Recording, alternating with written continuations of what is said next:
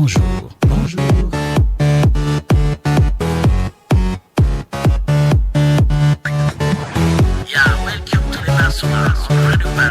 Welcome to Nasuba, le tremplin de l'actualité sur Radio Paraco.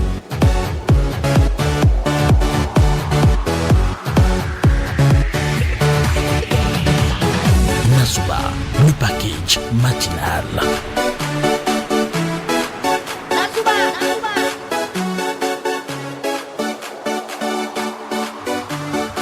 Bonjour, bon réveil en compagnie de la régionale de l'ORTB émettant de Paraco. Mesdames et messieurs, vous êtes sur l'émission Nasuba, le dernier rendez-vous de cette semaine. Très bonne journée de prière à toute la communauté musulmane. Eh bien, messieurs et dames, mesdemoiselles, eh bien, je sais justement que nombre d'entre vous se basent sur le message des astres pour tracer leur programme de la journée. Voici donc pour cela les prévisions astrologiques. Radio Paraco.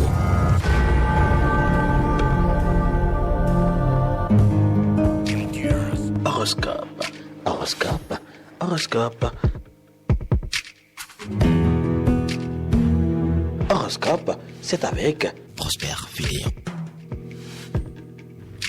Bonjour une fois encore, bienvenue mesdames et messieurs. Nous démarrons avec les amis porteurs du signe Bélier. Bélier, veillez à rester bien en prise avec la réalité qui pourrait vous rattraper et vous demander des comptes. Bonjour à vous taureaux, amis taureaux, vous parviendrez avec difficulté aujourd'hui à convaincre vos amis.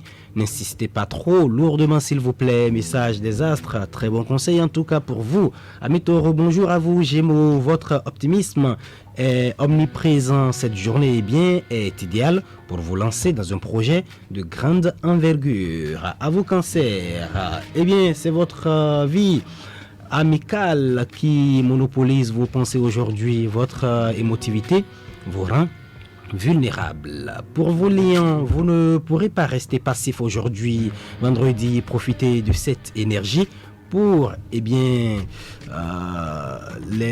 pour vous lâcher, voilà. Bonjour à vous Vierges, vos aspirations à la tranquillité et à l'harmonie pourraient être quelque peu contrariées par quelques soucis financier. Balance, natif Balance, vous allez trouver un début de solution à un souci financier lié à vos projets aujourd'hui pour peu que vous y pensiez. Bonjour à vous Scorpion. Vous ressentez une fatigue diffuse, n'est-ce pas, du fait que vous avez accumulé justement des tensions. Buvez, s'il vous plaît, faites de l'exercice et détendez-vous. Et quand on dit buvez, il s'agit simplement de l'eau. Scorpion. Allez, natif Sagittaire, il ne sera pas du tout facile pour vous aujourd'hui de créer un climat constructif. Donc, vos collaborateurs font grise mine. Vous êtes avertis. C'est à vous de savoir comment poser les pieds Sagittaire. Capricorne de signe, vos pensées vous permettent d'anticiper bien de choses aujourd'hui, mais le moment d'agir n'est pas encore venu. Message des astres pour vous. L'avant-dernier signe, le signe Verseau, il serait tout indiqué de vous octroyer du temps sans penser à vos affaires en cours, amis Verseau. Vous êtes surmené. Oui. On descend avec les amis du signe Poisson. Allez, chers amis Poissons, c'est vous qui risquez aujourd'hui d'épuiser votre entourage. Ménagez vos nerfs ainsi que ceux des autres. Vous êtes satisfait, je l'espère. À vous de voir comment tracer le programme de cette journée de vendredi. Nous sommes bien le 23 octobre de l'an 2020. C'est la libre antenne, mesdames et messieurs. Quelles sont vos diverses préoccupations? Nous vous attendons par ici au 96 21 50 40.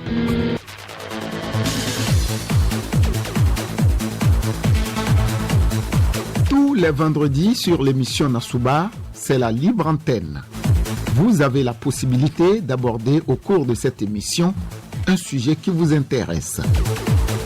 Composez donc le 96 21 50 40 à partir de 6h30 sur Radio Paraco. Nous avons déjà le premier auditeur au bout du fil. Bonjour, cher ami. Allô, bonjour. Oui, bonjour. Oui, Oui, Jinadou Rafiou depuis Tchaourou. Jinadou Rafiou depuis Tchaourou. Oui. Rafiou. Oui. Nasuba. Nasuba. D'accord. Merci. D'accord. On y va, Jinadou Rafiou. D'accord, moi, j'ai deux préoccupations là. La première est celle-ci. Il y a de cela 2 semaines au siège de Parakou là. Oui. Et une ancienne est décédée récemment par le manque de l'oxygène. Oui. Et la semaine dernière, Garba Alassane avait parlé par rapport à ça. On ne sait pas comment la plus grande hôpital du Nord, eux ont dit que l'oxygène manque. Le centre de référence, c'est ça? Oui, oui. Et par rapport à ça, celle-là, c'est une ancienne. Actuellement, on n'a pas des anciens. Et on va dire encore, c'est à cause d'un simple truc qu'une ancienne est décédée. Moi, j'aimerais que le directeur de l'hôpital interpelle ceux qui sont à la garde ce jour-là. Et le directeur de l'hôpital aussi interpelle pour voir pourquoi. Parce que si quelque chose manque, il faut que c'est les agents qui sont là qui vont demander nous tel matériel. Et il n'y a pas ça maintenant à cause de l'oxygène. La dame est décédée. Même elle sera enterrée demain maintenant. C'est pas du tout bon. C'est pas du tout bon. Ils ont prêté serment par rapport à ça. Et maintenant, ils ne veulent pas pratiquer leur métier. Ce n'est pas du tout bon. Ce n'est pas du tout bon. Nous ne comprenons pas. Bon, deuxième, c'est là. Oui, oui. L'entreprise a tout le monde qui a travaillé sur la voie d'Assa Parakou, actuellement, ils sont dans la zone de Tchaourou. La déviation là, vraiment, ils ne sont pas en train d'entrer la déviation. Les véhicules sont en train de foncer. C'est pourquoi moi je dis que votre antenne, il faut que vous quittez un peu Parakou pour venir vers les zones communes pour voir comment les trucs se passent. Donc, on a vu lorsque les situations de travail à Parakou là, vous êtes sortis plusieurs fois. Et nous créons pas ça là, mais vous ne le réalisez pas. C'est pas bon. Les zones communes sont partis de donner, mais vous ne le sortez pas. Ça fait mal. C'est noté. Vous sortez pour voir comment les travaux sont faits. D'accord, c'est bien reçu, Jinadou, merci. Vous pouvez nous revenir au 96 21 50 40. Il est 6h39 minutes. C'est la libre antenne aujourd'hui. Quelles sont, mesdames et messieurs, les préoccupations que vous avez bien envie de mettre sur tapis, mais pas d'invectives, s'il vous plaît. Posez vos problèmes, surtout les problèmes de développement. Auditeur, après l'ami de Tchaourou, bonjour. Oui, bonjour, Adé Parakou. Bonjour. Aziz Togoubio. Aziz. Depuis Ina. D'accord, Aziz, je vous écoute. Bon, j'ai une préoccupation qui me tient à cœur concernant la radio. Depuis au moins 3 décennies, la radio n'est pas intégrée sur le plan national. Vous voyez, depuis Aïna ici aujourd'hui, les gens n'arrivent pas à capter la radio. Je n'ai jamais eu à capter la radio Parakou. Et à chaque moment, c'est le discours que les ministres, les directeurs nous donnent. En fait, dans ce discours, nous ne sommes jamais réalisés. Et pour ça, pense beaucoup à certaines localités, comme Ina, comme Nuku, comme Funungo, un peu partout au nord ici. Nous avons des difficultés à recevoir la radio Parakou. À moins que nos radios communautaires qui nous aident au moins à nous informer, à nous accueillir de certaines choses qui se passent sur le plan national. Dans ça, le développement passe d'abord par la communication. Or, la communication n'est pas totale sur le plan national. Donc, il faudra que si sont à l'écoute de faire du geste pour que, parce qu'ils ont promis des années, des mois, mais voilà maintenant 5 ans aujourd'hui, aucune couverture sur le plan national. Donc, il faudra que là, tu vas attirer leur attention. Donc, ça concerne aussi l'éducation. Quand on peut au moins nos lycées qui sont dans le nord, les lycées sont laissés à eux-mêmes. Parce qu'il faudra qu'on passe beaucoup à ces lycées. Nous avons des enfants, des jeunes cadres de demain qui sont là. Mais dans quelles conditions de vie, dans quelles conditions d'études, les maisons qui sont construites au temps des colons sont toutes qui sont là. Il faudra que sur le ministre de l'enseignement technique qui a le route de faire des tours et voir nos collèges et lycées. Et pas laisser à côté de la pour prendre des décisions. Non, faites des tours et voir les écoles. sur le plan national. Et voir dans quelle mesure tu dois accompagner ces écoles. C'est reçu, Aziz. Merci beaucoup. 96 21 50 40. Faites l'effort d'être succinct parce que là, nous avons beaucoup d'auditeurs en ligne qui veulent bien intervenir. Bonjour à vous après notre ami Aziz. Bonjour, mon journaliste. Bonjour, à qui ai-je l'honneur? Oui, Sambou Bourguiba de Tchatchou. Sambou Bourguiba, comment ça va à Tchatchou ce matin? Oui, ça va très bien. Mais seulement que dans ma région, chez moi à Tchatchou ici, je me plains beaucoup. Pourquoi? Nous n'avions pas de lampadaire dans notre village. À Tchatchou. Et c'est bizarre. Regarde, dans notre quartier, c'est noir toujours. Et Tchatchou évolue quand même. J'ai voulu que ceux qui dirigent ce village n'ont qu'à toutefois penser à ça. Et les étrangers viennent d'ailleurs surtout me rendre visite encore dans mon village. On n'a même pas accès des vents pour pouvoir toutefois passer dans le village. Et puis on pouvait toutefois gratter. La pluie, maintenant il est temps que maintenant on gratte la pluie cesse maintenant. C'est bien Il y a des vents n'importe où, mais il y a des tours, n'importe des crevasses, c'est pas bon. D'accord. Merci. Merci beaucoup Sambo, merci pour la fidélité surtout. Oui, à la prochaine. 96 21 50 46 43, mesdames et messieurs, nous avons encore beaucoup de minutes de toutes les façons pour attendre un bon nombre d'auditeurs avant la fin de cet espace. Bonjour. Monsieur. Bonjour, à qui ai-je l'honneur? Moi, c'est Gado Adamou. Gado Adamou. Oui. On y va pour votre préoccupation. Ok, j'ai une seule préoccupation, monsieur le journaliste. Allez-y. Elle est relative à la circulation routière au centre-ville ici de Parakou. D'accord. Je ne sais pas si vous vivez à Parakou de façon permanente. Quel constat vous avez fait? Ok, le constat est le suivant. Il est amer d'abord. Quand vous arrivez au niveau des feux tricolores, vous vous perdez. Vous vous demandez, je me demande personnellement, est-ce que c'est moi qui ne comprends pas le fonctionnement des feux? C'est sûr. Ou bien, c'est sûr. Je me perds. Oui, c'est sûr, Gado. Oui, vous êtes là, le feu est rouge. Vous voyez les aimes, surtout, à vive allure, allègrement, ils passent. Je n'ai pas compris. Ce feu-là, ce n'est pas aujourd'hui. Mais là, ce n'est pas vous qui vous perdez, c'est plutôt les, les aimes. Oui, vous voyez un peu ce que je dis, ça choque quoi, c'est gênant. C'est gênant, hier vous avez vu ce qui s'est passé. C'est déplorable. Moi, nous ne sommes plus à l'étape de la sensibilisation. Et pourtant, Gado Adamou, le ZEM en réalité est à la recherche de clients. Il poursuit quoi en filant, en brûlant le feu? Je ne sais pas.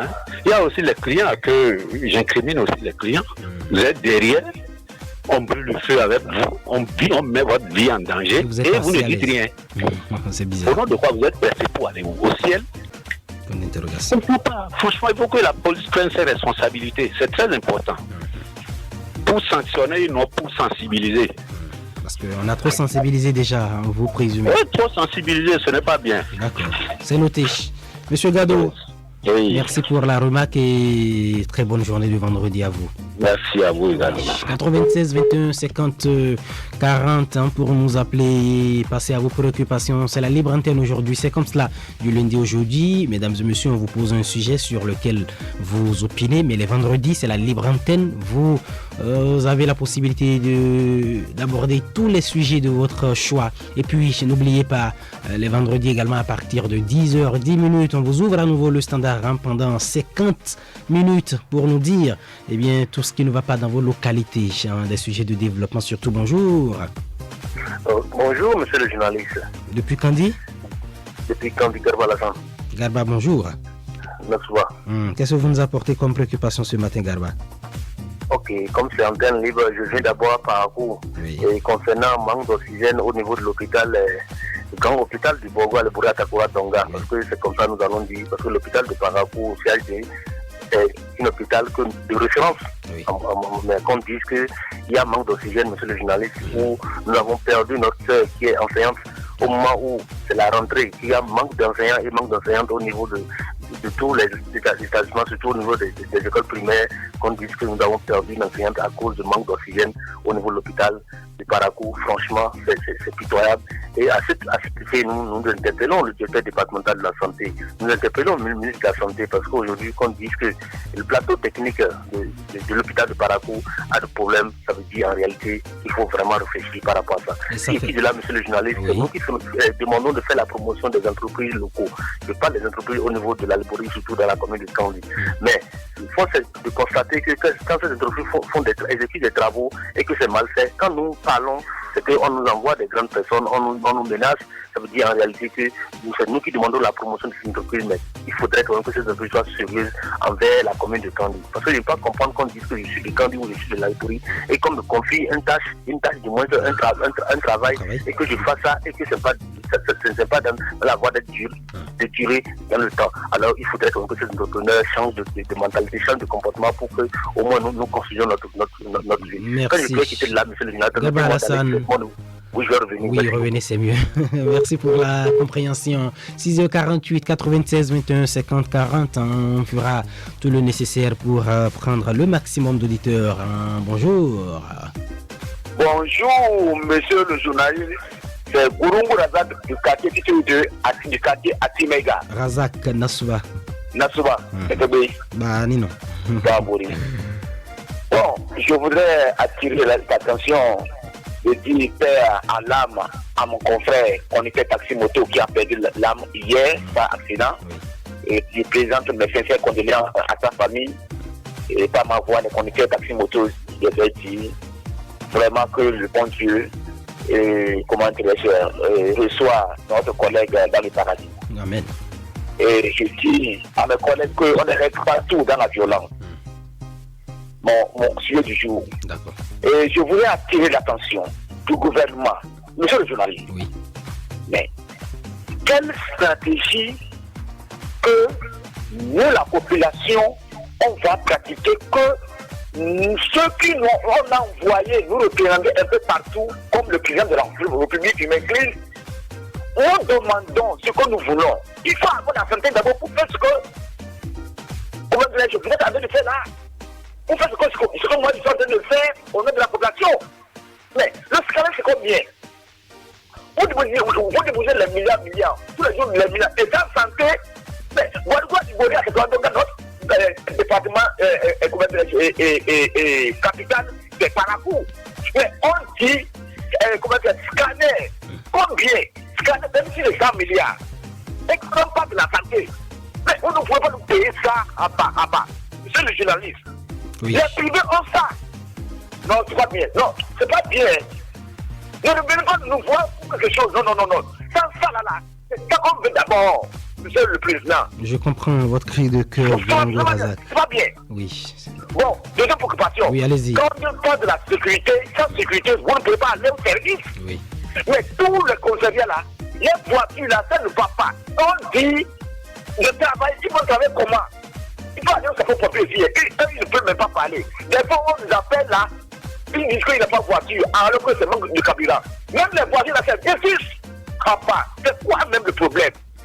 Non, c'est pas bien. Je reviens aussi.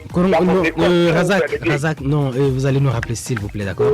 Merci beaucoup. 96 21 50 46 heures 50 minutes encore 7 à 8 minutes environ pour vous recevoir en direct. Bonjour. Oui, bonjour. À qui ai-je l'honneur? C'est Élisée depuis Capor. Élisée quoi? Élisée Toubdini. Allez-y, Toubdini. Oui, ma préoccupation, c'est concernant la voie de Parakou. Capor, oui. La Capor, c'est un village frontalier sur la frontière Bénin-Nigeria. Oui. Donc, il y a beaucoup de firemen de là-bas, j'achète beaucoup de marchandises du Nigeria pour le Bénin. Oui.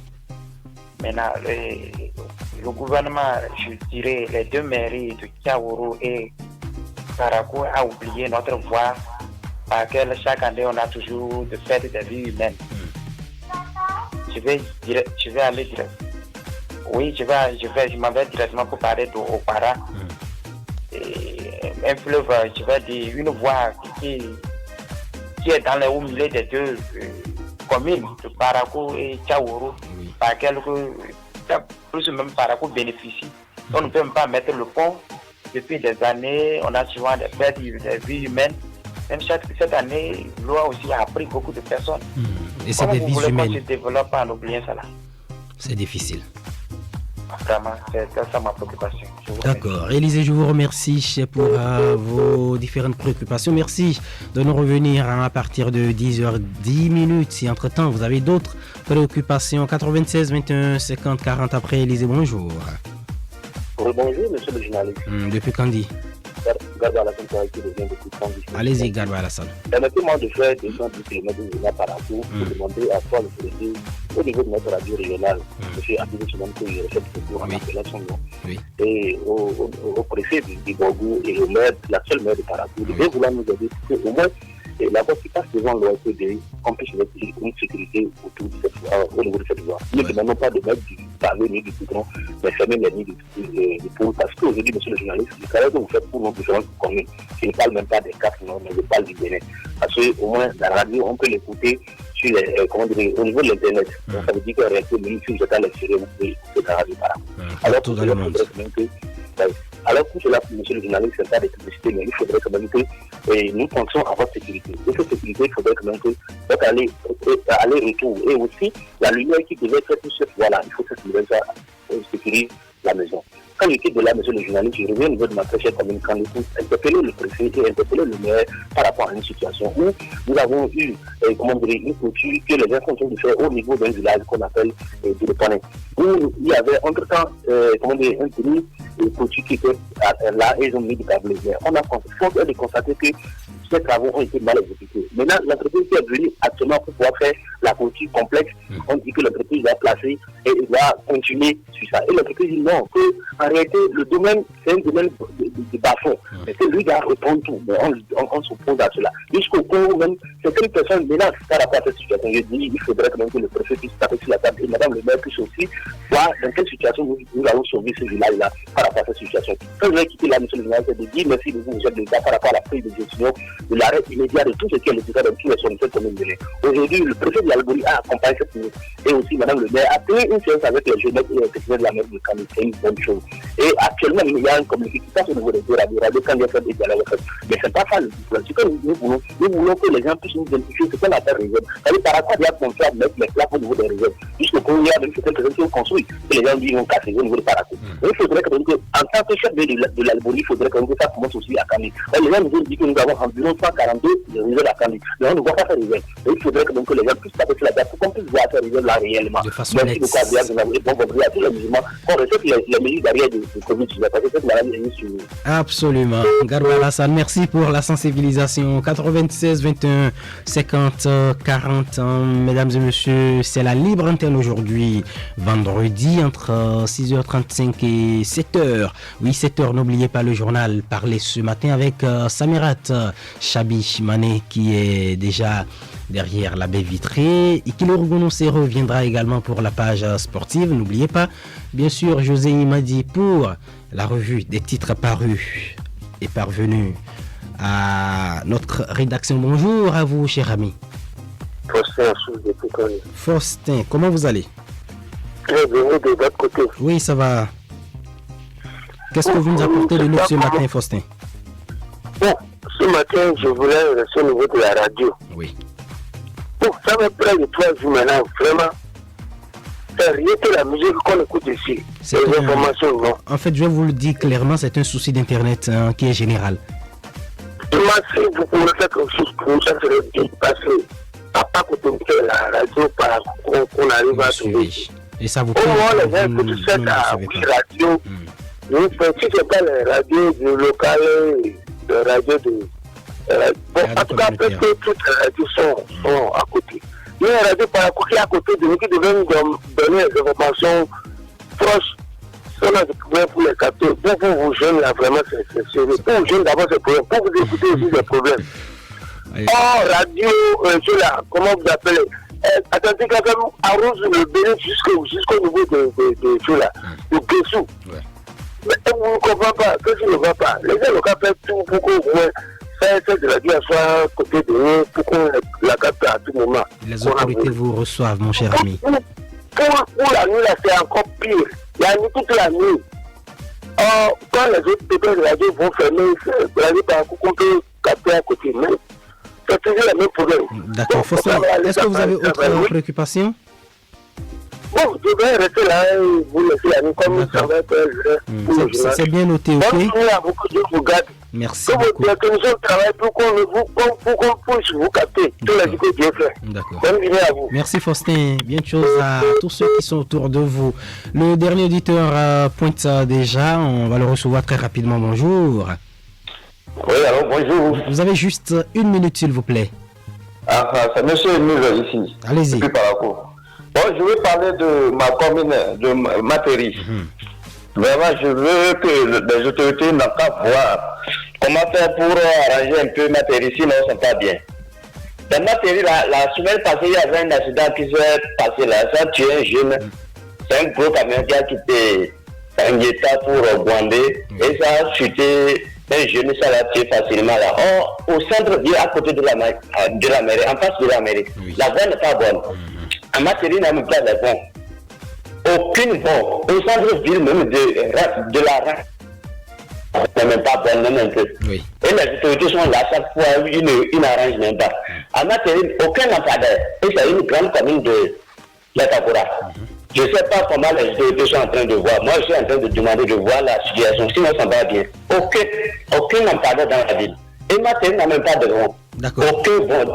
Ta maison peut être à 50 mètres ou bien à 100 mètres de la ville. Tu veux aller dans ta maison, tu veux pas trouver par où passer. D'accord, c'est noté, Emile.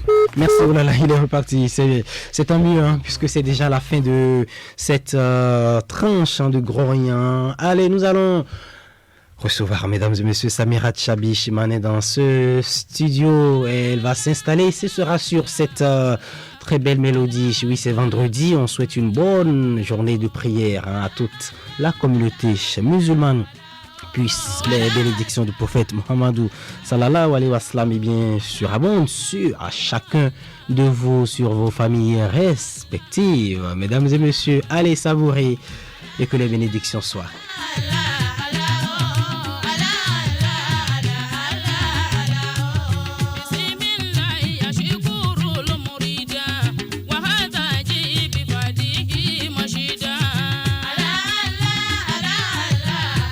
Radio Paracourt, ça bouge, ça réveille.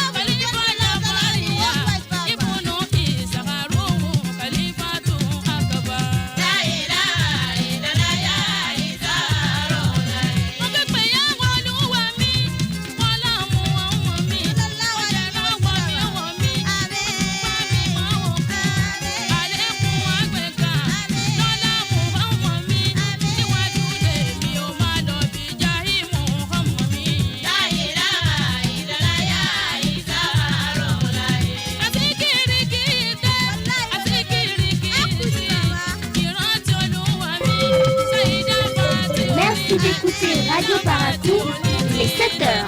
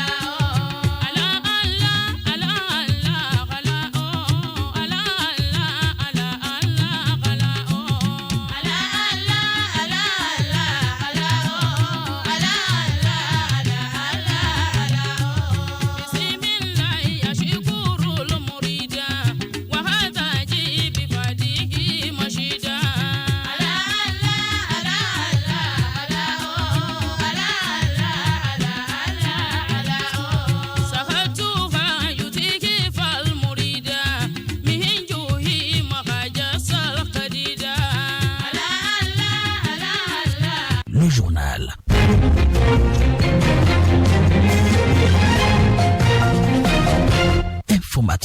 Samirat Chabi Mandé.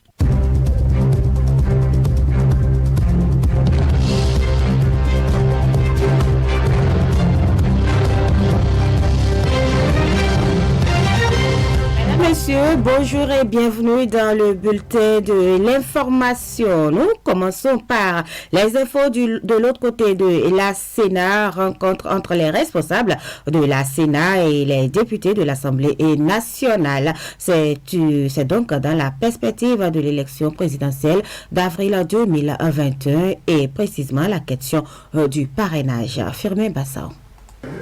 La question du parrainage au cœur des échanges entre les membres de la Sénat et les députés au palais des gouverneurs. Une rencontre qui intervient après celle que l'institution chargée d'organiser l'élection présidentielle de 2021 a eue avec les représentants des partis politiques, les organisations de la société civile et les professionnels des médias. Emmanuel Tiando, président de la Sénat. Selon le dispositif du code électoral, vous constituez les parrains qui sont en mesure de donner leur caution, c'est-à-dire leur parrainage à tout candidat à l'élection présidentielle. Selon Emmanuel Tiando, il ne revient pas à la Sénat de juger de l'opportunité ni de la pertinence d'une loi votée par la représentation nationale et promulguée par le président de la République. Notre mission consiste tout simplement à mettre en œuvre la loi selon notre compréhension, qui somme toute est relative, puisqu'elle peut être déférée devant le juge constitutionnel chargé de faire une lecture interprétative de cette loi. Louis Vlavonou, président de l'Assemblée nationale. Vous l'avez répondu, vous l'avez répété, que vous n'êtes pas venu pour nous expliquer les lois que nous avons votées. Et nous sommes d'accord. Il n'y a pas une autre interprétation qui soit au-dessus de cela. Porto Novo, Firmin Bassao pour Radio Bénin. Merci à vous, Firmin Bassao. Séance de concertation des acteurs de la microfinance du département du Borgo. C'est à travers un atelier qui se déroule depuis hier jeudi à Paracourt. Il vise à outiller les participants sur la mission du ministère des Affaires sociales et de la microfinance en matière de microfinance au Bénin et d'installer les membres du cadre de concertation des acteurs de ce secteur. Colomba Madji. C'est la première fois que les acteurs de la microfinance du Borgou se réunissent pour échanger sur la vie, les pratiques et la sécurisation des institutions du secteur. Suano Bakouregi, directeur départemental de la microfinance du Borgou. Nous aurons à prendre connaissance des attributions du ministère des Affaires sociales de la microfinance en matière de la microfinance, échanger sur vos attentes et sortir des propositions concrètes. Les résolutions que nous adopterons au terme de nos débats seront transmises au préfet du Borgou, à Madame la ministre des Affaires sociales de la microfinance et au ministre de l'économie et des finances. Il s'agit également pour les participants de créer un cadre de concertation de la microfinance. En effet, depuis 2016, le gouvernement déploie plusieurs efforts pour assainir le secteur. Djibril Mamansissé, préfet du Borgou. Chers acteurs, la présente rencontre qui permettra de mettre sur les fonds baptismaux un cadre de concertation entre les acteurs de la microfinance dans le département revêt une importance en ce qu'il permettra, entre autres, d'assurer une mise en synergie et une meilleure coordination pour plus d'efficacité dans les différentes interventions, de mieux adapter l'offre globale de services financiers à la demande et de faciliter le contact, les échanges ainsi que le partage d'expériences entre les acteurs, d'harmoniser les pratiques et de faciliter la régularisation de la concurrence entre les acteurs, de faciliter l'accès des acteurs à la professionnalisation et d'assurer une meilleure représentation institutionnelle des structures de finances décentralisées du département au plan national, sous-régional et international. La collecte des préoccupations des institutions de microfinance, les attributions et modes de fonctionnement du cadre de concertation sont entre autres communications prévues. Les autorités du cadre de la commune de Perere ont pris part hier jeudi à une séance de sensibilisation sur l'appropriation des services numériques. C'est une initiative de la direction départementale de l'économie numérique et de la communication du Borgo et de l'Aléborie qui vise à la modernisation de l'administration locale, donc l'accélération de la croissance et l'inclusion sociale. On a Robinson pour les détails.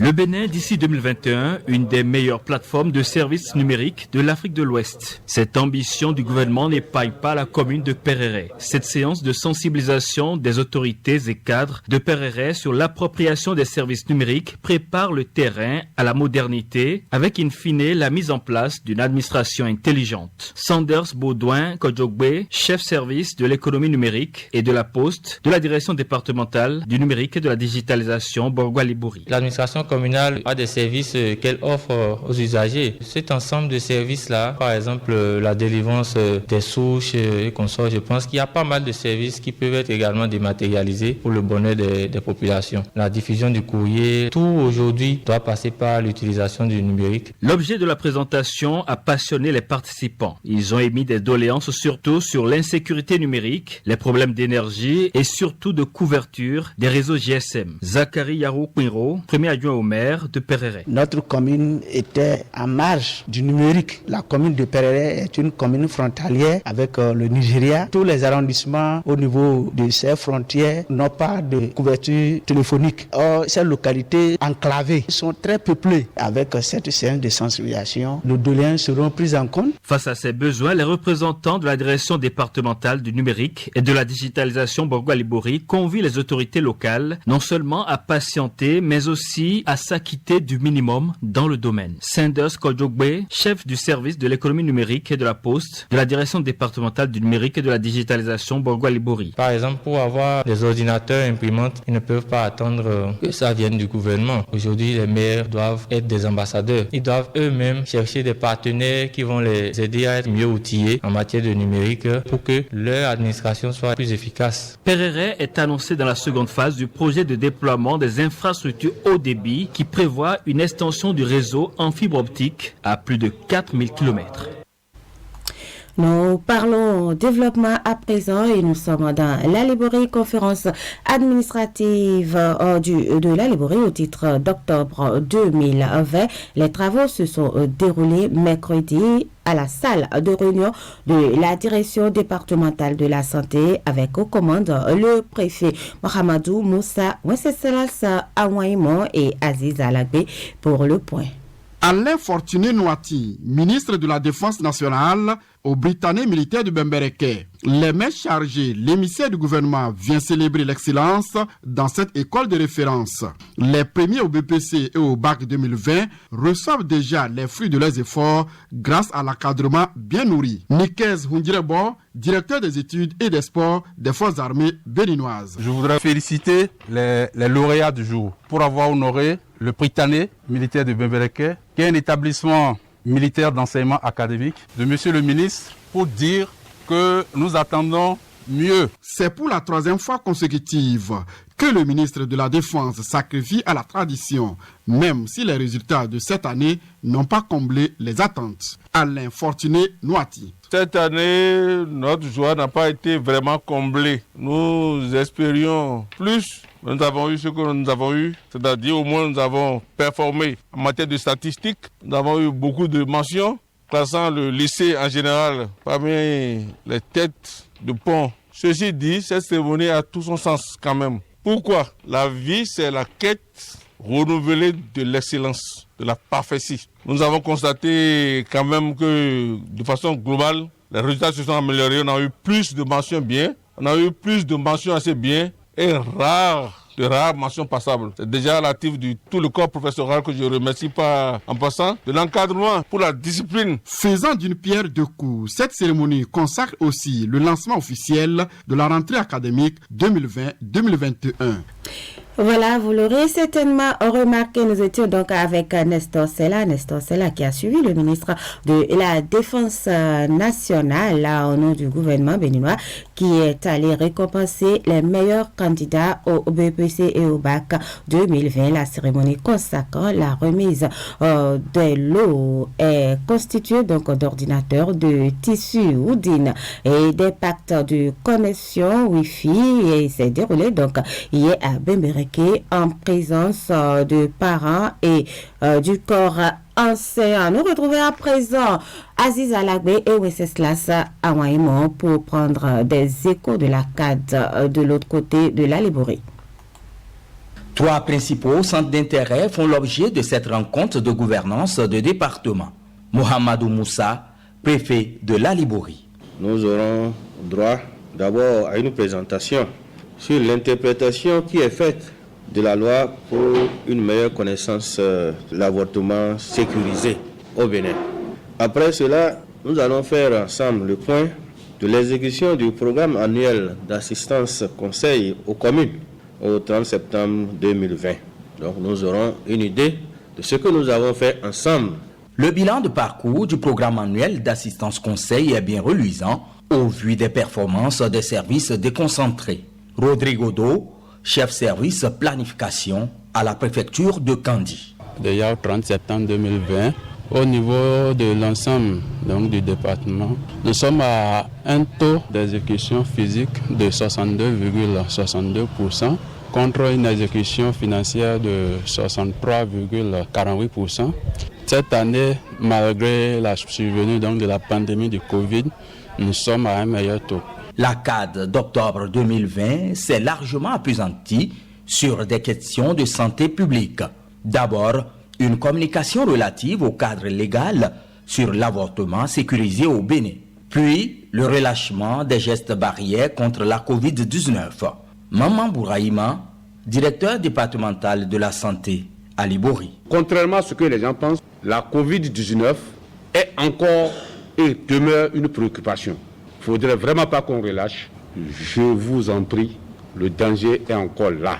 Le point de l'exécution des recommandations de la CAD de septembre 2020 a aussi fait l'objet des échanges. Kandi, Aziz Alagbe, Radio Bénin. Merci à vous Aziz Alagbe. Retour à Parakou pour une nouvelle pagaie, un mort et un blessé. C'est le triste bilan d'un accident de circulation qui s'est produit hier jeudi 22 octobre au quartier Guira de Parakou. Il s'agit d'un Zémidjan, la trentaine environ, qui a trouvé la mort après avoir été percuté par un garagiste qui était sur un véhicule. Maurice ATC pour des détails. Selon les témoignages recueillis sur le terrain, le conducteur de taxi-moto avait remorqué un élève et allait vers le quartier Guéma. Suite à un mauvais dépassement qu'il aurait engagé, il a percuté violemment un garagiste qui était dans un véhicule. Ce genre de mort-là, ça fait pitié. La mauvaise conduite de nos usagers de la ville de Parakou, c'est ça qui entraîne tout ce genre de mort. Le véhicule que vous voyez, c'est un mécanicien chez garage qui est dedans et il a quitté Guira de l'autre côté en allant vers le marché Zongo, à 150 mètres de son garage. C'est le corps que vous voyez par terre. Son client, un élève, a aussi été blessé et est conduit aussitôt à l'hôpital. Informés, les forces de l'ordre sont venues pour le constat d'usage. Le corps a été ensuite conduit au domicile du défunt au quartier Wansero avec une escorte des immédiats qui pleurent le départ brutal de l'un des leurs. Ces derniers ont sur le champ manifesté leur solidarité par une cotisation individuelle. Toutefois, ce témoin attire l'attention des usagers de la route. On vient de finir la voie est vraiment lisse et il n'a qu'à faire beaucoup attention puisque notre allure à Parakou c'est trop. Si on analyse notre conduite à Parakou par rapport aux autres villes, il n'a qu'à faire beaucoup attention et sur la voie c'est de courtoisie. Cet accident mortel relance une fois encore la question de la prudence des usagers sur les axes routiers.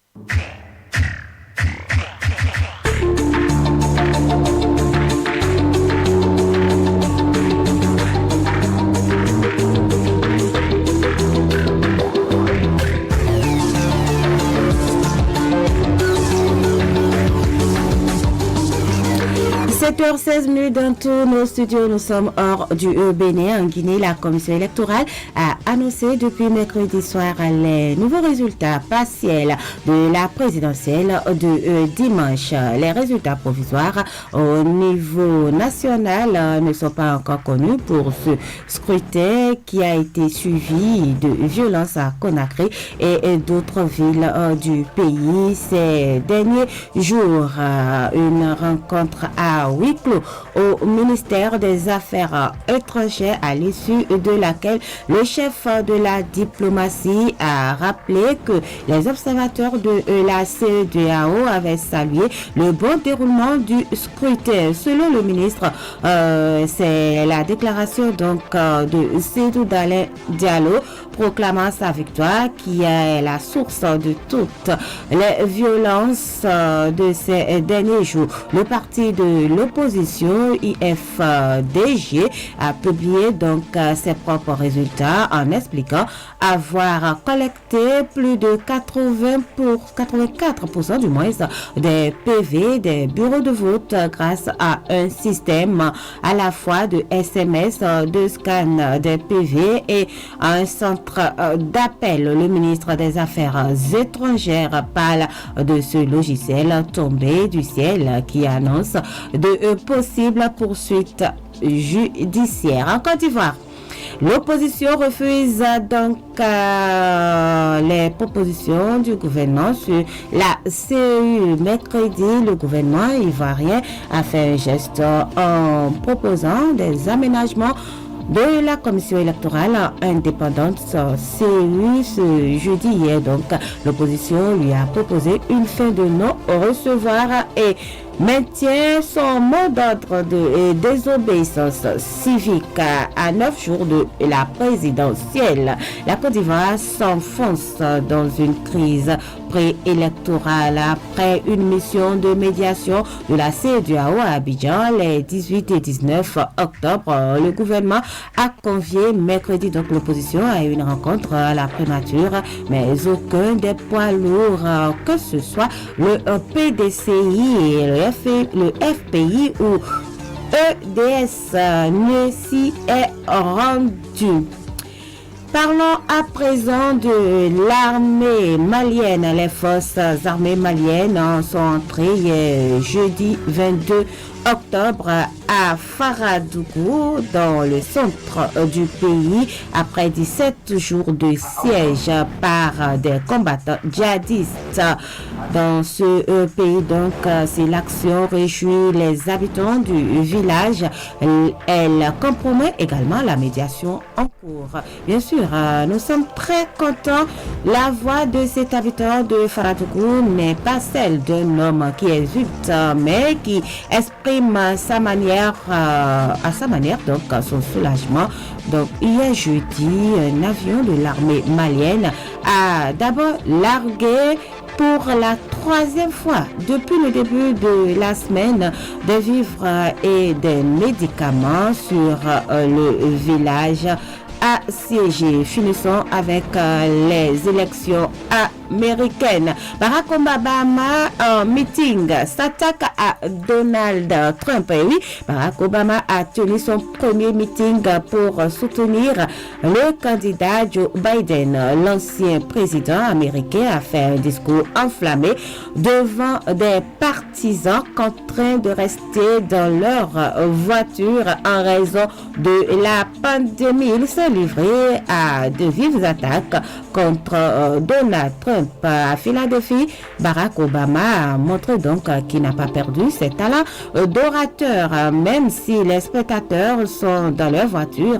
et klaxonnent au lieu d'applaudir. L'ancien président est venu pour en découdre, incisé, percutant, parfois amusé. Il mène pendant 1h30, une demi-heure du moins, une violente offensive contre Donald Trump. Merci pour votre attention.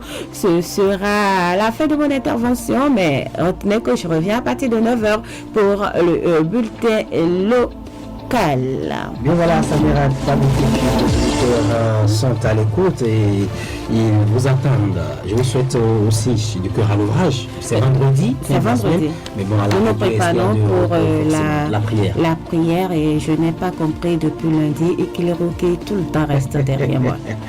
Et qu'il est il ne faut pas chercher à comprendre.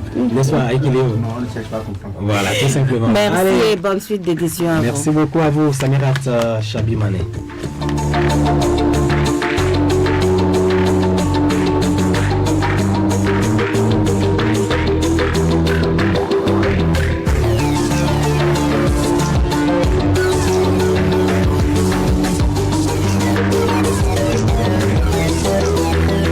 Allez, Samirat est déjà parti de ce studio Ekiliro qui occupe son fauteuil. Moi, Prosper Fidéon, toujours à la coordination, mesdames et messieurs. Allez, on installe donc la page des sports. Les sports.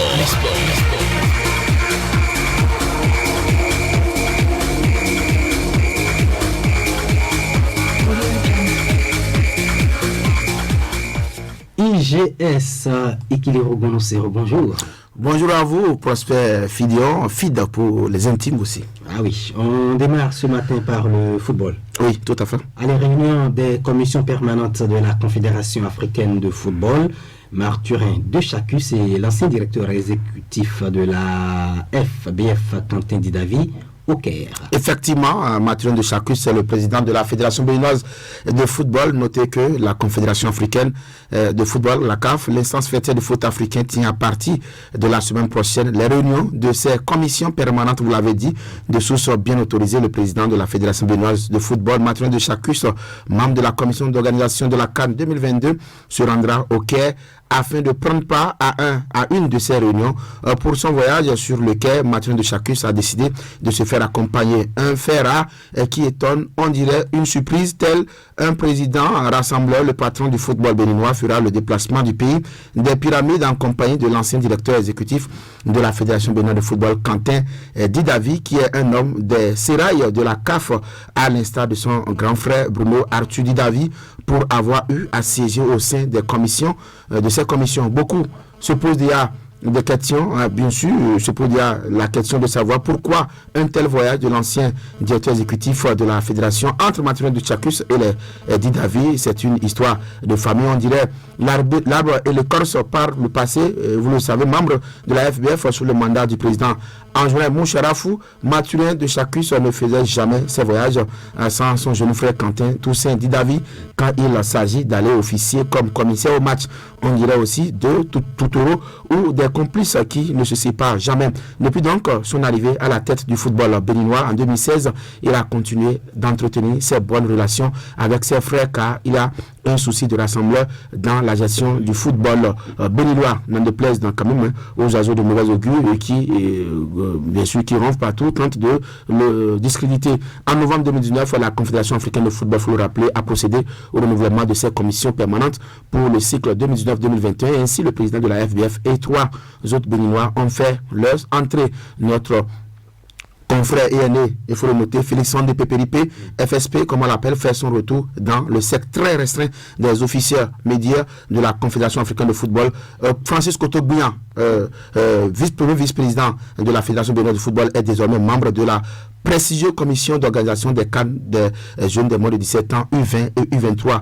Pedro Alphonse Ayema, le 5e vice-président de la Fédération béninoise de football et président de Ayema FC, siège en tant que membre des organes juridictionnels de l'instance. Et le président Mathurin de Chacus est lui-même membre de la grande commission d'organisation de la CAN 2021. C'est donc à ce titre qu'il se déplace ce week-end sur lequel les réunions démarrent le lundi prochain.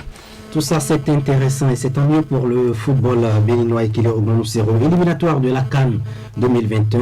Eh bien, la CAF propose différentes options pour les matchs de la 3e et 4e journée, n'est-ce pas? Oui, effectivement, la CAF propose plusieurs options, des options intéressantes, mais le temps, le temps à nous accorder un peu court. Donc nous allons revenir plus en détail sur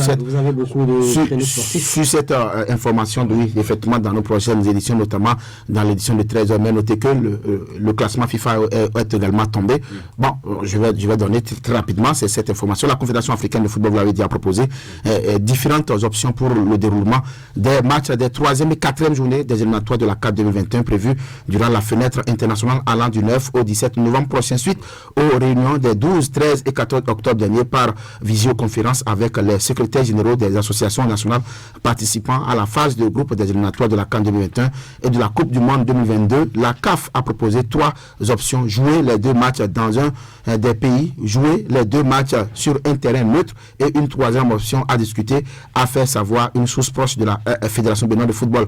La CAF a pris aussi en considération la situation dans chaque pays en ce qui concerne les rencontres et les voyages et a établi des obligations dans le protocole des matchs internationaux, les règles pour la convocation des joueurs et les préparations, le traitement des contentieux avec les clubs et la création d'un groupe de crise pour les matchs. La sélection nationale du Bénin écureuil bien sûr, car les finalistes de la dernière CAN en Égypte disputera une double confrontation, je vous le rappelle, contre le Lesotho les 14 et 17 novembre à Porto-Novo et à Maseru, c'est la capitale de Lesotho, dans le cadre des 3e, 4e journées des éliminatoires de la CAN 2021 décalé à 2022 au Cameroun en raison de la pandémie de coronavirus. Et on finit l'ADER pour dire que le Bénin gagne une place de plus au classement FIFA Coca-Cola du mois d'octobre à cause de sa belle victoire face au Panthère du Gabon. Nous y reviendrons à 13h. Sportivement votre, retrouvez Patrick Ayadi à 13h.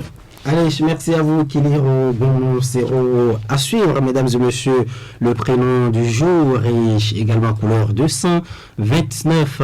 Je vous souffle déjà que, aujourd'hui, ce sont les Jean-Baptiste qui sont à l'honneur. Et pour couleur 229, vous aurez à découvrir dans un instant de quoi il s'agit. En ce qui concerne, mesdames et messieurs, notre sujet de discussion, ça se discute aujourd'hui. Nous avons 2 invités, Majid Chaledji et Robinson, et bien sûr, par ici.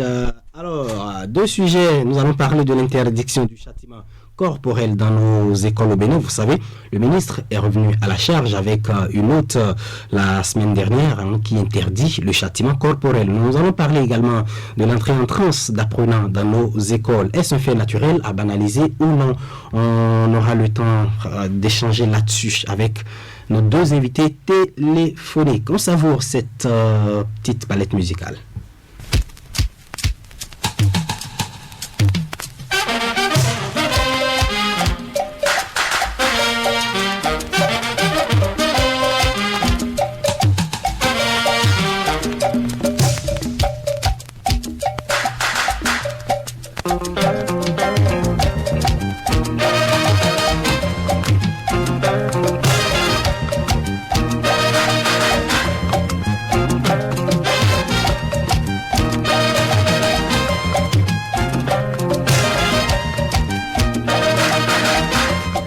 Avant tous ces rendez-vous, mesdames et messieurs, nous vous proposons la revue des titres parus ce jour.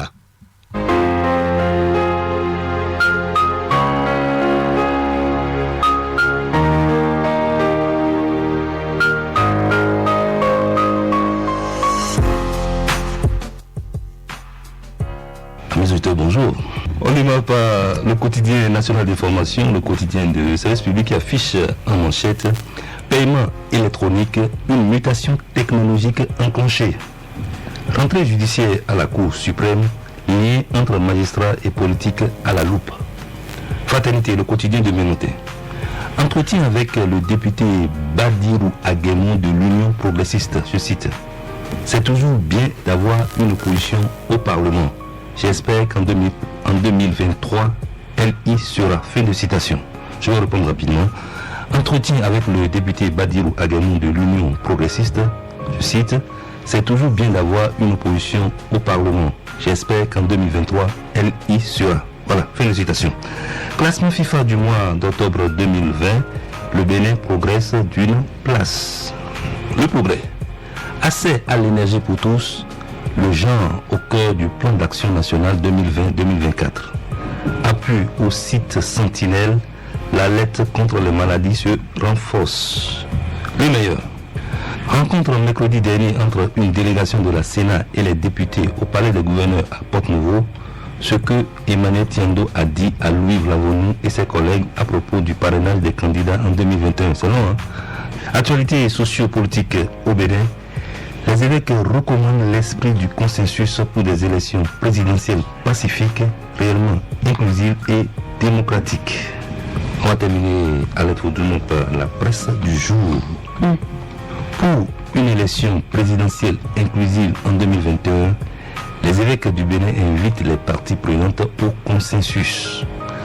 Renforcement des capacités technologiques et andragogiques, le gouvernement de la rupture fait former 1000 artisans. Un tout dernier titre pour la route. Protestation contre les 30 heures de cours. Les aspirants exigent l'annulation du contrat en cours de signature. Voilà, ça sera tout pour ce matin. Bien, merci à vous, José Nimandi, mesdames et messieurs. C'était depuis les studios de Radio Bénin à Cotonou. Allez, on va passer à couleur 229, mesdames et messieurs, mois d'octobre, mois du consommant local au Bénin, on vous l'a dit, tout au long de ce mois. Alors, dans cette perspective, la rubrique couleur 229 reçoit ce vendredi un promoteur artistique et culturel béninois qui promeut le pain traditionnel tissé. Il est l'invité de Colombe Amadi.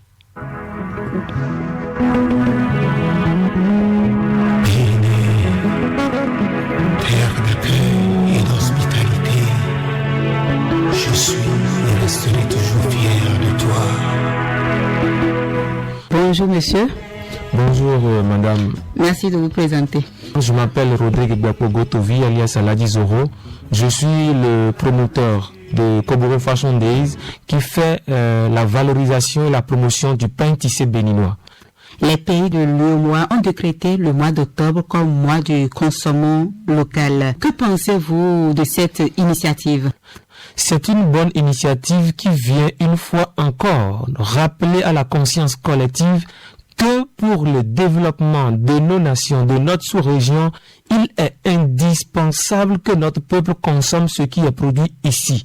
Et donc, ça vient de façon institutionnelle rappeler cela à notre esprit afin que nous puissions garder également en esprit que pendant 305 jours, nous devons consommer local. En tant que promoteur du pain tissé appelé en langue fon Kanvo, l'une de nos richesses nationales, dites-nous, à travers le festival que vous organisez chaque année d'ailleurs, pourquoi avoir choisi de faire la promotion du pain tissé? Faire la promotion du pain tissé ou faire la promotion de ce qui est de chez nous devrait être un réflexe national. Nous avons fait l'option d'investir dans la promotion du pain tissé béninois parce qu'il s'agit de notre patrimoine culturel textile et vestimentaire. Il s'agit d'un pan de notre identité culturelle et puisque vous savez comme moi que le vestimentaire le socle de l'identité et donc tout simplement pour qu'en bon béninois nous puissions désister aux côtés des autres peuples, il faut défendre ce qui est de chez nous, ce qui est de notre identité culturelle et c'est pourquoi nous avons choisi investir dans la promotion du pain tissé béninois. L'autre chose également, c'est que ce pain tissé, nous sommes tous unanimement d'accord que ce pain, ce textile est de qualité irréprochable et que donc à quelque chose de qualité ira un coût.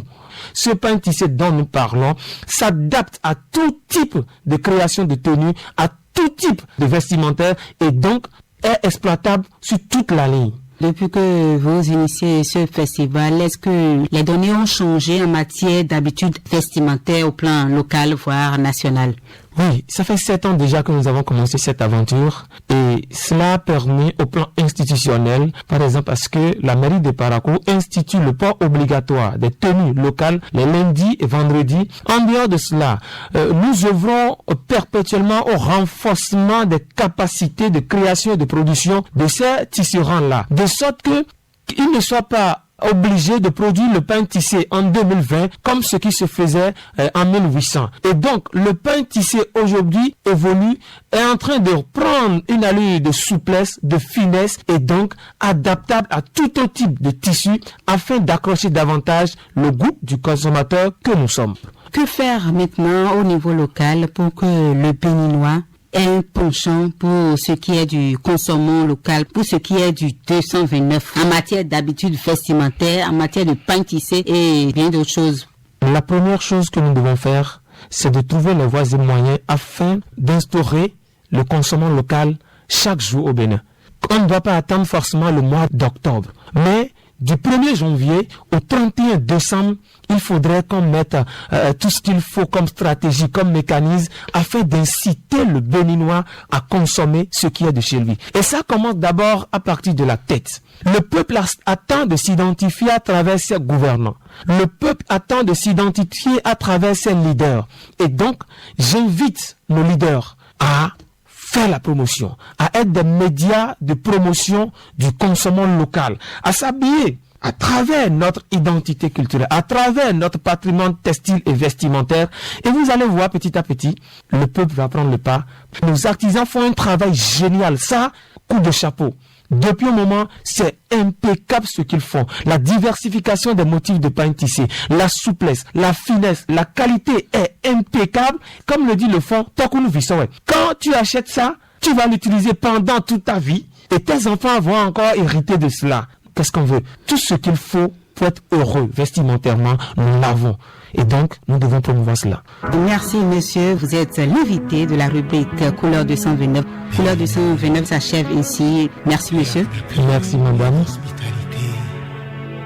Et merci aussi à vous les deux, Colomba Madji et à Ladji Zoro. Ben aujourd'hui, on l'a dit, le 23 octobre, ce sont les Jean-Baptiste qui sont à l'honneur. Hein. Bonne fête à vous, Jean-Baptiste. Et joyeux anniversaire une fois encore. Alors, mesdames et messieurs, nous allons installer les deux invités. Ce sera dans la rubrique Ça se discute aujourd'hui. Eh bien, j'ai Ronald Robinson du Centre de production télévisuelle de l'ORTB Parakou. Il est journaliste. Et puis, Majid Tchaledji, directeur de la radio rurale de Waké. Tous les deux au passage, je vous salue. Bonjour, Ronald. Ronald Robinson, bonjour. Oui, bonjour Prosper. Majid Tchaledji, bonjour. Bonjour Prosper Fidéon. Voilà, je vous retrouve dans un court instant. Ça se discute. Faites-vous une idée claire de l'actualité.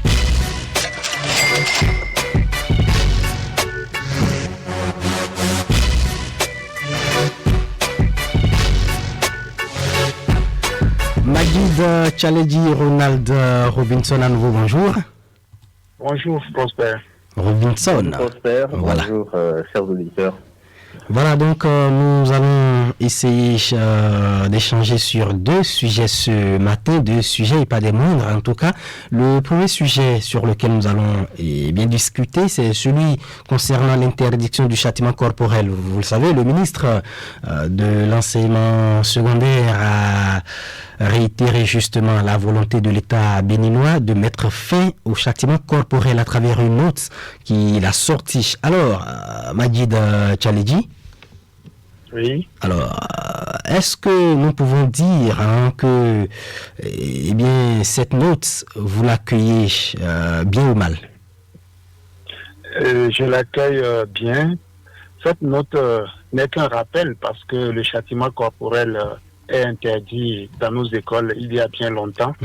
Ça ne date pas d'aujourd'hui. Donc, ce n'est qu'un rappel. Certainement que le ministre a constaté qu'à des endroits donnés, l'on continue par châtier les enfants. Donc, pour les rappeler à l'ordre, il a dû donc sortir cette note pour donc rappeler aux uns aux autres que le châtiment corporel est interdit dans nos écoles au Bénin. Ronald Robinson, cette note ministérielle, et Majid l'a dit, n'est qu'un rappel. Est-elle bienvenue ou vous l'accueillez mal? Ils sont mitigés. Bon, c'est une bonne nouvelle. Surtout, voilà, ok. Surtout pour les enfants. Oui. Et moi, je l'accueille très bien parce que, enfin, les enfants auront leurs droits plus garantis parce que, quand même, il faut respecter leur dignité, leur intégrité physique parce que c'est des êtres humains, c'est des êtres en plus fragiles qui ont le droit à une protection contre toute forme de violence, en fait. Donc, ce n'est que justice rendue aux enfants qui sont parfois victimes de faits, châtiments, et parfois c'est de la barbarie même pour certains. Donc, mieux vaut finir avec ces pratiques-là. Mais est-ce que vous ne pensez pas, Majid Tchaledji, hier, avec nous et plus encore avec nos parents, le châtiment corporel était de mise. Alors, pensez-vous qu'il a contribué à faire du bien à ces anciens-là où on ignore, en tout cas, dont on ignore le bon niveau d'études à l'époque? Bon, il faut reconnaître que dans l'ancien temps, on chicotait et on frappait à l'école. Vous en avez été victime, c'est sûr. J'ai été très victime, j'ai très même des séquelles parce qu'il y a des blessures avec la dictée où il fallait donc venir très tôt le matin. On allait vous chicoter proprement après avoir fait la dictée. Le nombre de fautes que vous auriez fait, vous recevez les coups. Donc je crois que ça a fait, c'est vrai que ça fait, selon ceux qui étaient là, avaient trouvé que c'était la solution pour amener l'enfant à beaucoup plus attention à ce qu'on lui produisait comme enseignement, à ce qu'on lui donnait comme enseignement. Mais avec le temps, les pédagogues ont compris que ce n'était pas la solution. Et les choses ont évolué. Rien n'est statique. Comme tout évolue, on a constaté que ce n'était pas la meilleure manière d'amener l'enfant à comprendre. Il y a beaucoup plus d'astuces et beaucoup plus de manières à amener l'enfant à accorder son attention à ce qu'on lui donne comme enseignement. Donc ça fait que les gens ont mis tous ces astuces et toutes ces méthodes en place et ont trouvé qu'il faut donc mettre fin au châtiment corporel qui fait beaucoup plus de mal que du bien. Parce qu'il y a d'autres qui ont perdu de vie à cause de ces châtiments, parce qu'il y a des maîtres, il faut le dire, qui sont vraiment sévères en classe, ils battent l'enfant comme une bête de sommation. Oui, une bête de somme. Et on chicote sérieusement les enfants qui perdent carrément la vie. Donc, au vu de tout ça, le gouvernement a pris ses responsabilités et a interdit le châtiment corporel à l'école. Mais il se fait que à des endroits donnés, il y a des enseignants qui continuent de châtier, de frapper les enfants. Donc, et lorsqu'on constate, il faut donc à des moments donnés rappeler à l'ordre ces enseignants pour qu'on en finisse une fois de bon. Ils n'ont qu'à donc apprendre les méthodes. Il y en a des manières pour ramener l'enfant à comprendre ce qu'on est en train de lui donner comme connaissance. C'est pas seulement en le frappant qu'il pourra donc accorder son attention et s'appliquer comme cela se doit. Mais Ronald Robinson, puisque Majid parle tantôt d'astuces, est-ce que vous en avez, en dehors de la chicotte justement, quelle astuce pensez-vous qu'on pourrait mettre justement en pratique pour amener l'enfant à, on va dire, à recevoir, à mieux suivre, voilà. Oui, en fait, vous savez, le châtiment corporel fait partie de ce qu'on appelle les disciplines violentes. Oui. Et c'est pas, donc, c'est basé sur la violence physique sur l'enfant. Et ça a des conséquences psychiques, ça a des conséquences terribles sur les enfants. Sur les enfants. Qui deviennent agressifs avec le temps. Il y en a qui ont des comportements antisociaux, il y en a qui ont des problèmes de santé mentale, de dépression, des problèmes d'estime de soi. Problèmes donc de confiance et même parfois des abus physiques comme je l'ai dit, parce que parfois on a des parents barbares ou voilà. Donc en fait il y a des astuces, il y a d'autres formes donc de disciplines positives auxquelles on devrait donc faire référence pour pouvoir corriger les enfants, les ramener donc à se discipliner. Et par exemple on peut donc ça amène d'abord à mieux connaître l'enfant, à connaître ses envies, de quoi, qu'est-ce qu'il aime surtout. C'est-à-dire que les enseignants doivent faire un travail sur chaque enfant pour mieux le connaître, c'est ça? Tout à fait, carrément les mettre en isolement pendant un certain temps. Mais il est plus récalcitrant. Les plus récalcitrants. Parce qu'il y en a toujours dans le lot. On les met en isolement pendant un certain temps. Ça permet à l'enfant de savoir que ça le fait réfléchir déjà. Le fait qu'il soit isolé des autres, c'est déjà, disons, une forme de châtiment en mental. Donc, il faut également donc le priver de ce qu'il aime. Peut-être que c'est un goûter ou bien quelque chose dont il... quelque chose qu'il aime bien, qu'il adore. Voilà. Oui. Il faut l'en priver pendant un certain temps. Et il prendra conscience, c'est sûr.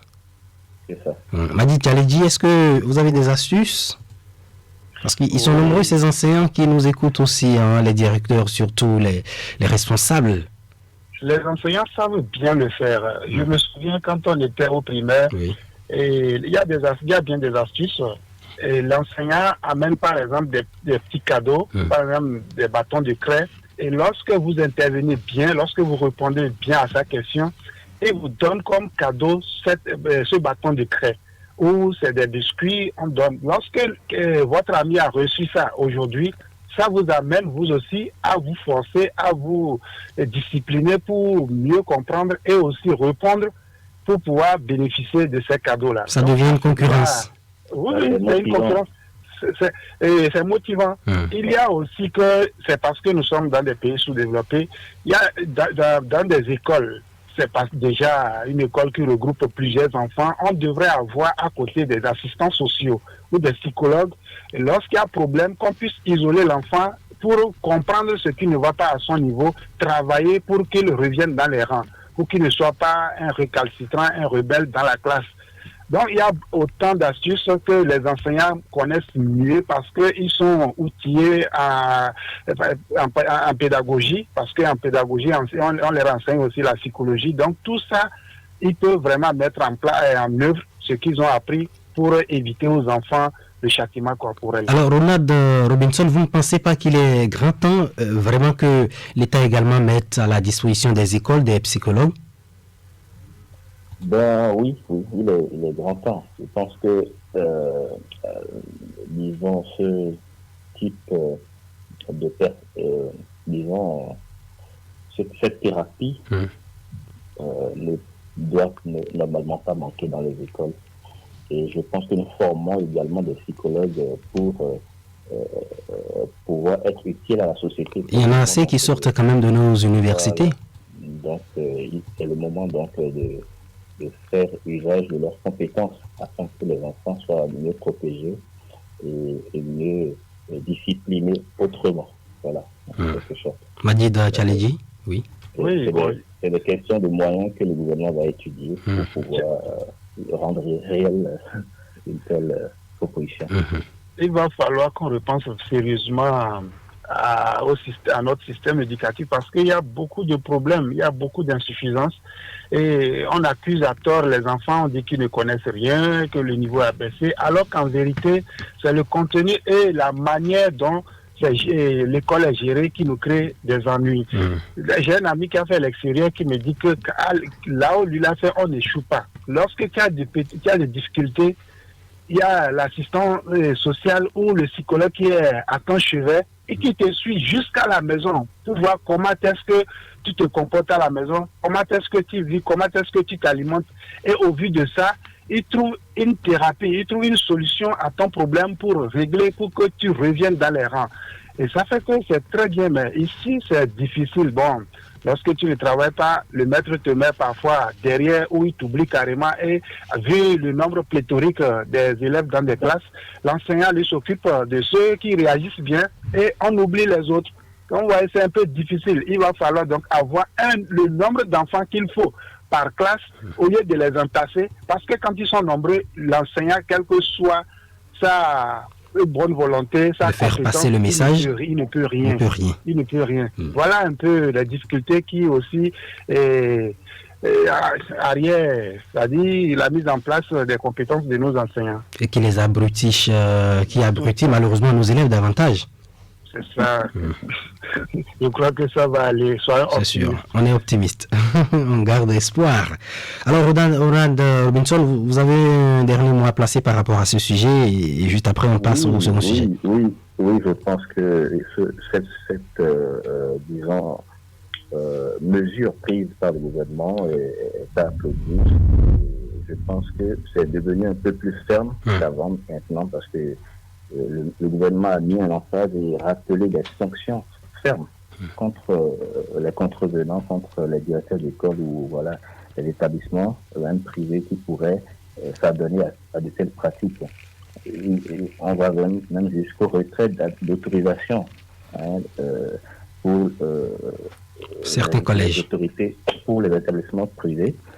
Et donc, on va jusqu'à relever les fonctions, à traduire en commission administrative paritaire pour faute grave à ceux qui vont donc continuer à châtier les enfants. C'est dire que le droit des enfants est devenu une priorité au niveau des écoles. Il faut qu'on s'y attelle vraiment, parce que ça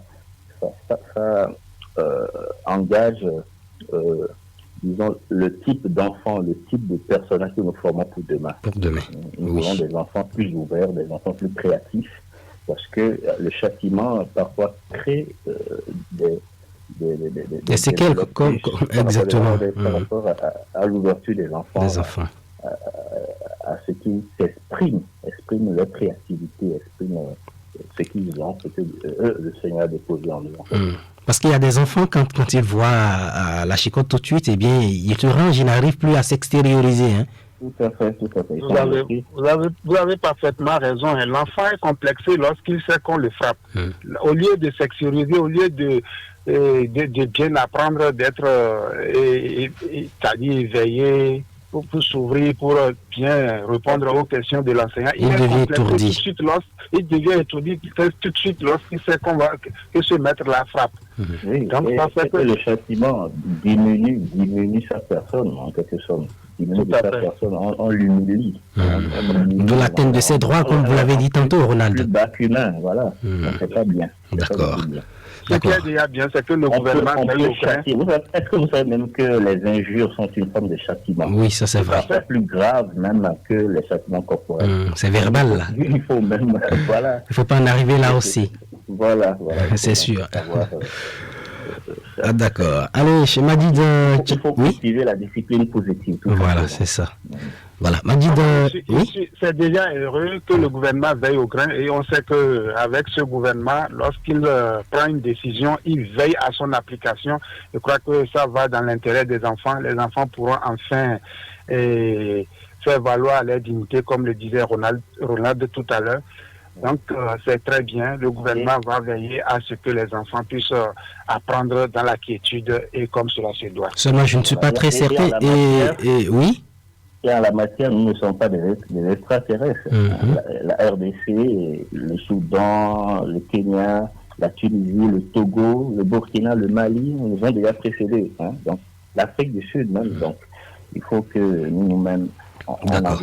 Ok, on va passer au second sujet si vous le permettez. Ronald Robinson Majid Tchalidji, entrée en France d'apprenance dans nos écoles, un fait naturel ou on va dire un fait naturel à banaliser ou non? Qu'en pensez-vous, Majid?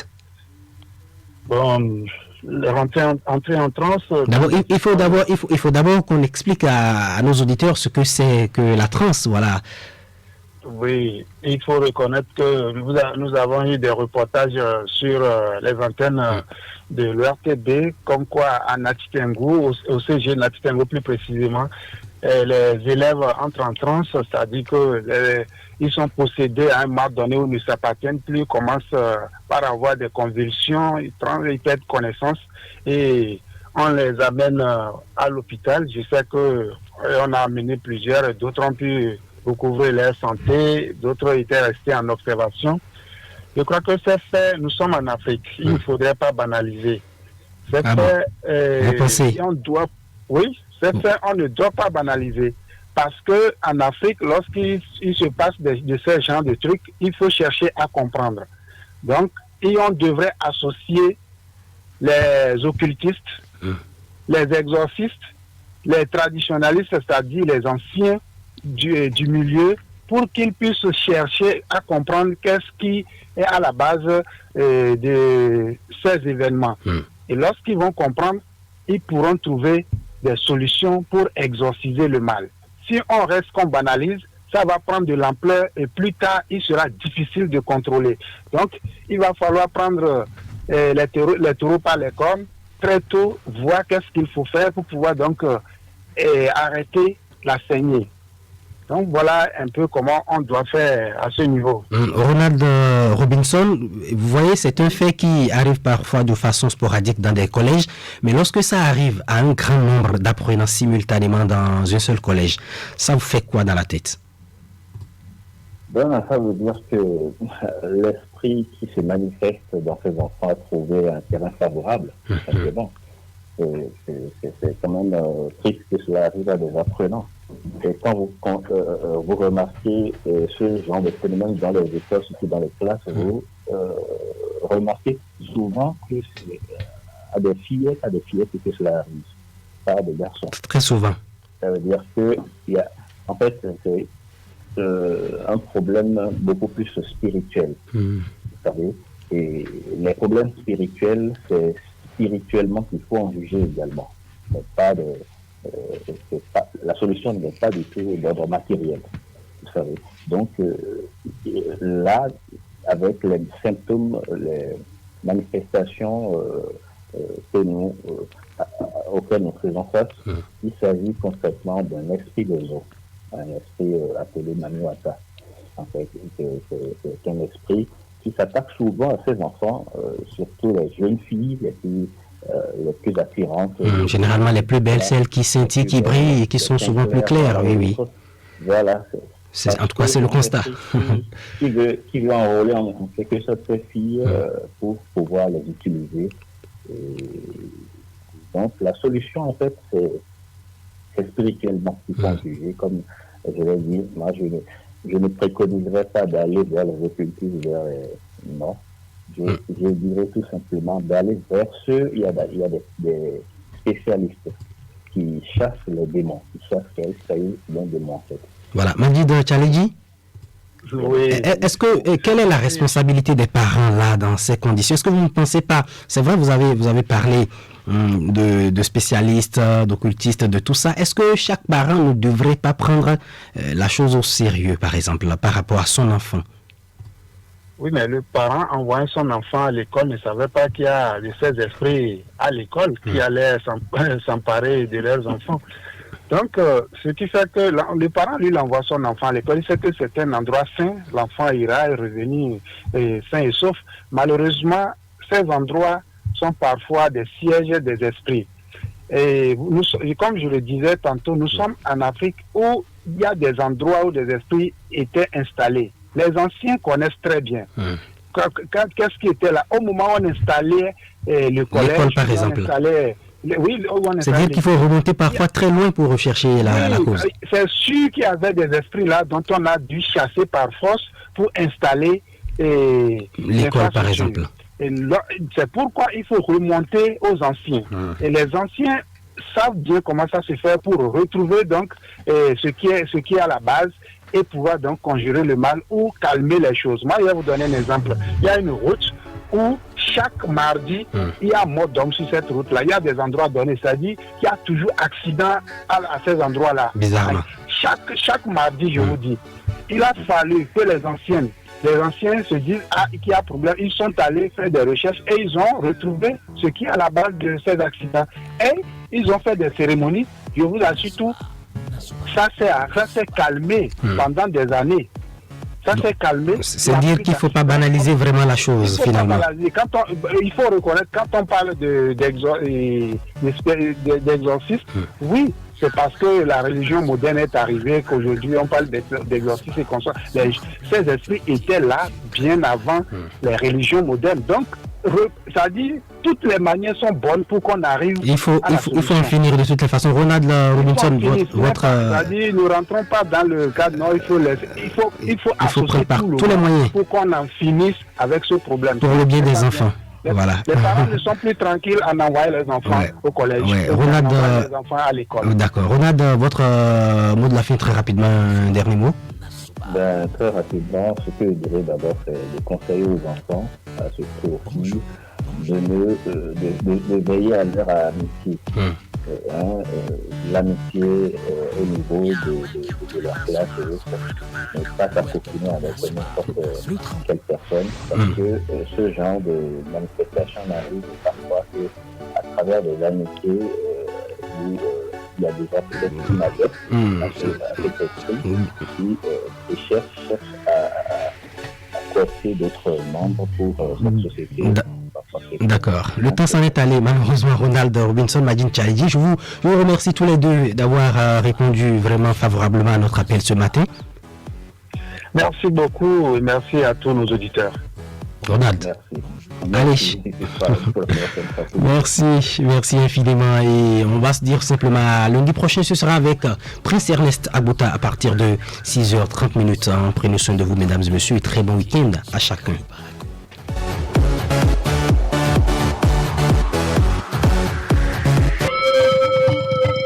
Merci d'écouter Radio Paracou, il est 8h.